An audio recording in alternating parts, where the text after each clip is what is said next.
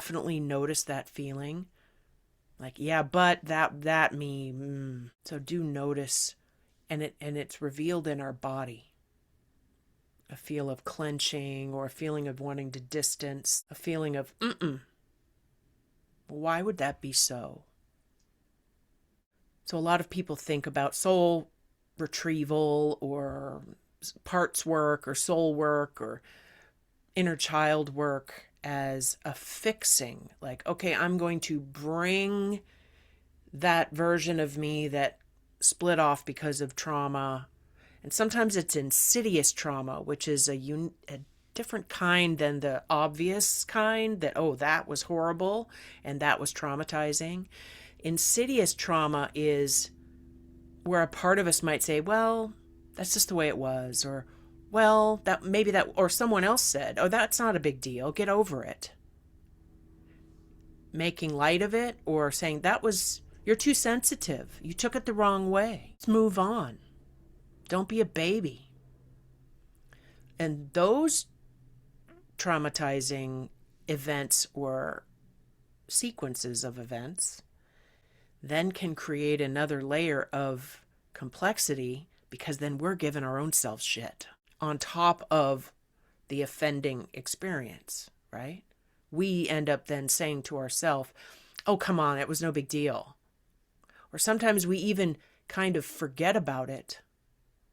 We try to put it out of our mind. We try to put it in a box somewhere and not think about it, or maybe even forget about it because of that self-judgment that wasn't that big of a deal. That happens to everyone.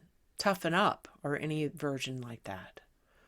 So when I say that, it might ping something in your own life that maybe there is no fixing it, but maybe there is an acceptance of that self that could happen over time or in a moment, just with the change of thinking.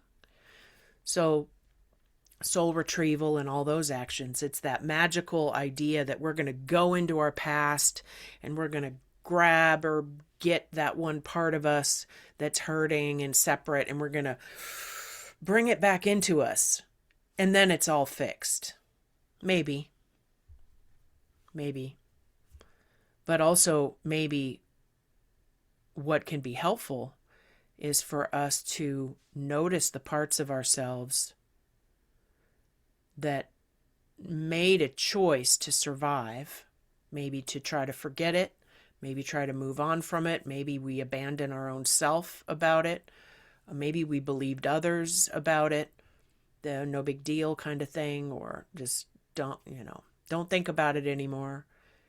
And what we could do, the action that we could take, isn't about going and getting and bringing back. It's more about, at least for now, on our end of extending grace to that part of ourselves, to soften our own judgment that has been built up or fed to us, that's the way we're supposed to think. We're supposed to abandon those non-deserving versions of ourselves. Just let your mind kind of drift in your past and notice the places that have that twinge of, there's one. There's a me that needs some love. There's a me that needs some witnessing, someone to really hear that version of me in what I thought at the time and what was real for me, rather than disregard. The wisdom is simple. The message is clear. You are a part of the world, my dear.